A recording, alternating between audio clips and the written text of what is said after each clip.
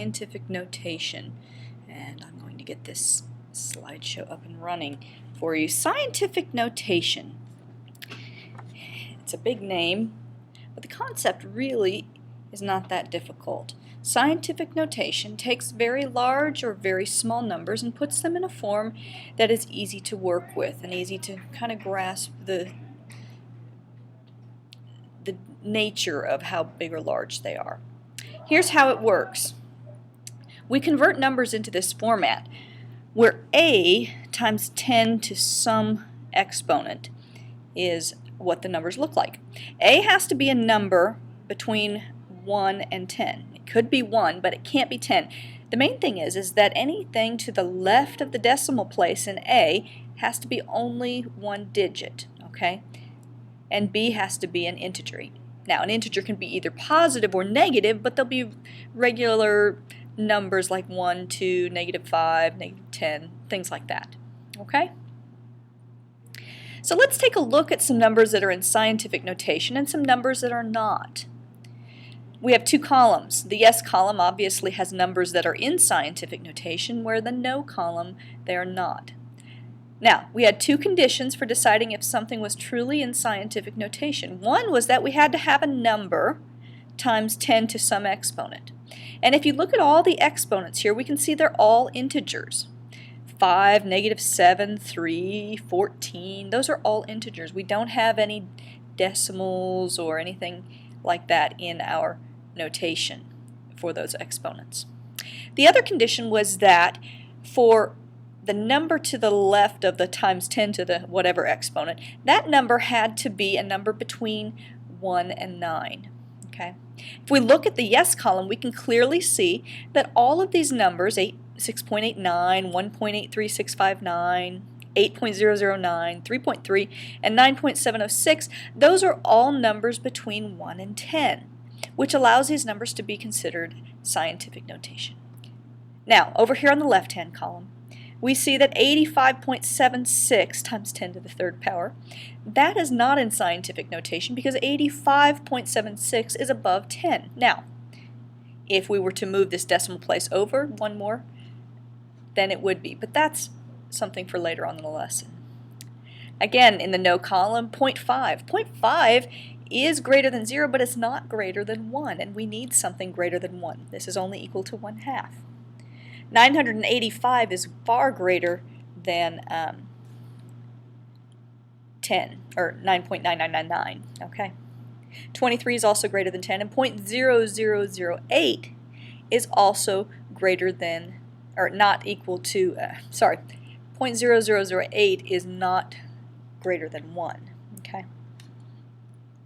So let's take a look at scientific notation. We start off with this first number. Again, we need it to be greater than or equal to 1, but less than 10. So we need one digit to the left of the decimal place in this number, only one. Number can be 1, 2, 3, 4, 5, 6, 7, 8, 9, or any decimal equivalent of that, or like 2.5 or something like that could be there as well. The exponent needs to be any integer. Okay, it can be positive or negative. Now, the important thing to note is if the integer is positive, this number is going to be a very big number.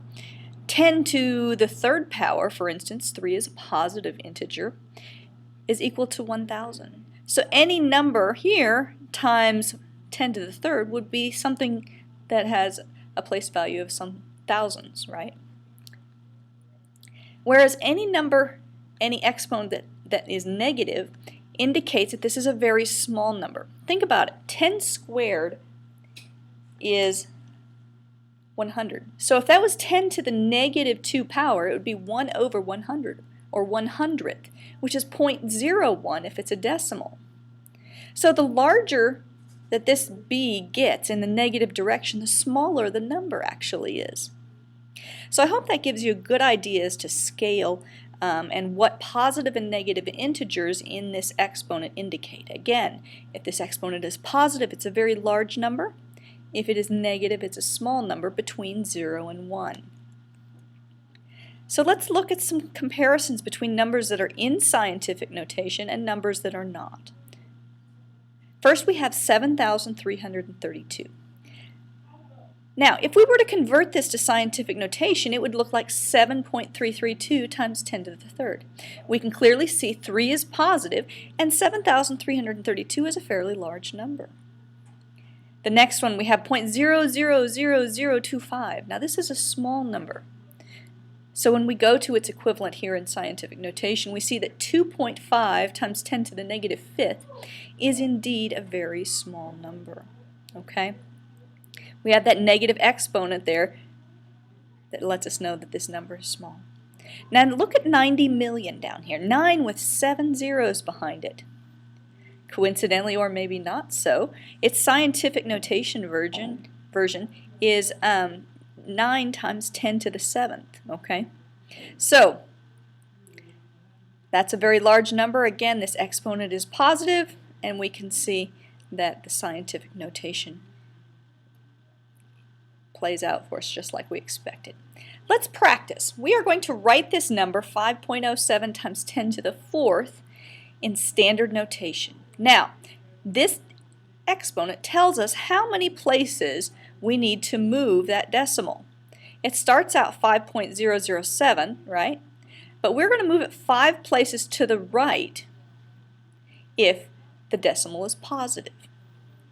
So, moving 4 places to the right, we would see that we run out of zeros. So let's fill in a couple more zeros. Now, that makes sense, doesn't it? 10 to the fourth is equal to 10,000.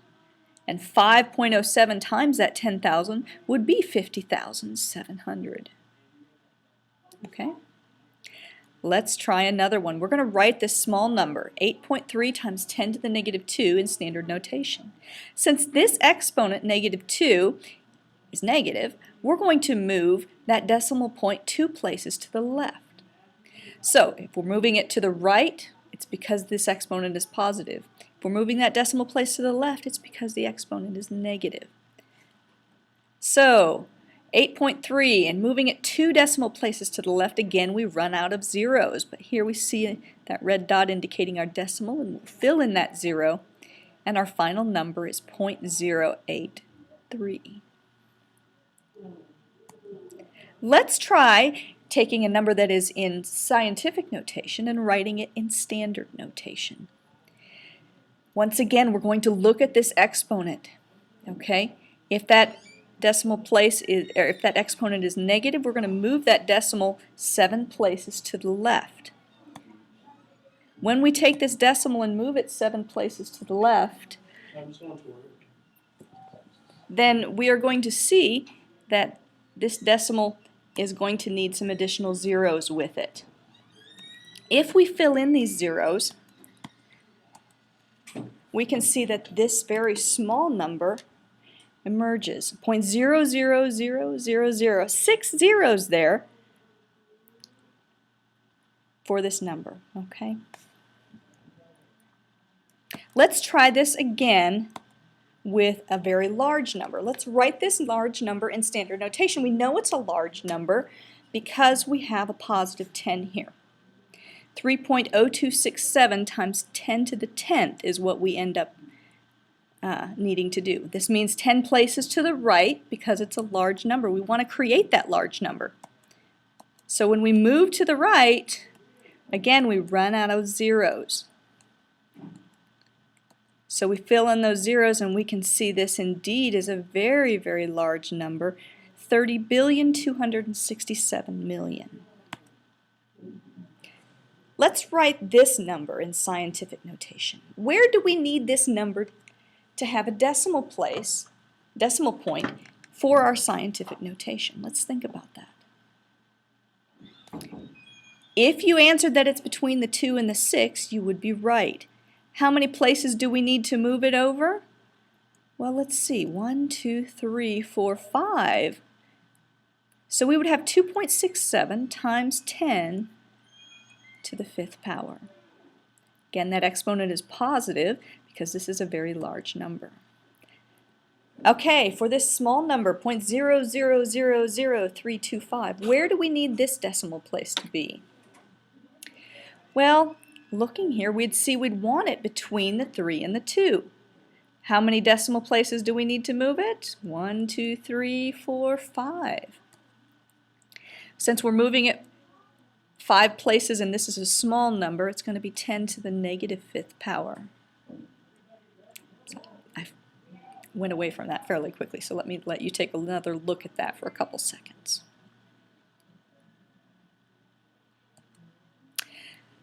Again, we have a large number. We're going to move the decimal place to between the 4 and the 6. So, if this red dot is our new decimal place, how many places did we move it? 1, 2, 3, 4, 5, 6, 7.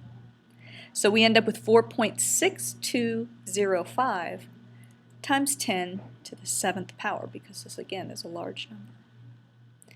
So you can kind of see that what we're doing here is we move the decimal place where we need to have it, whether it's a large or small number. And if we know that we're starting out with a large number, that exponent is positive. If we know that it's a small number, it's negative. Let's write this number in scientific notation. Where would we need this decimal to be? Well, we'd need it to be right by that 9. And we're going to have to move it 1, 2, 3, 4, 5, 6, 7, 8, 9 places. So we'll end up with 9 times 10 to the negative 9th power, because this is a small number.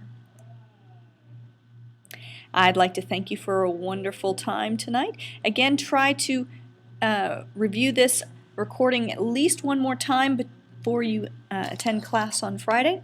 And thank you for your attention.